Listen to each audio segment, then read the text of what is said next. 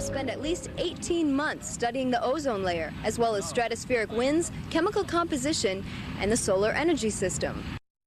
I love it. I love it. I love it. That voice. Yeah. So sweet. That's our very own meteorologist, Mary Kay Kleist, of course, back in 1989 in one of her first jobs as an intern in Orlando. Right. So what many of you probably don't realize is that Mary Kay's fascination with the weather all began because of an experience with the American Red Cross. Here I am, 17 years old, and I become a Disney lifeguard while attending the University of Central Florida, training through the American Red Cross. Not easy, but that was my first certification to be a lifeguard. So that's the very first time I ever really thought about the American Red Cross at age 17. Okay, now I'm turning 18, and I'm getting the idea that I'll probably be an air traffic controller. That was my goal in college. Hurricane Hugo is bearing down on Florida, and being from up here, I didn't know what to do, how to prepare. So I asked a lifeguard friend who grew up in Miami, what should I do? And he said, you know what? I'm an intern in sports in Orlando at the CBS affiliate, and they need volunteers for the Red Cross to come to the TV station and answer phones. So I thought, I'm in.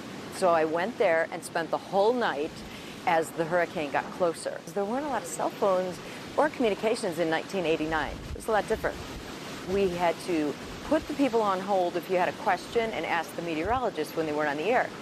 It hit me like a light switch. Their chief meteorologist was a 26-year-old female, and here I am, 18. Now, when I was growing up, I always thought it was old weather men, right? Women didn't do the weather back then in every station like they do today.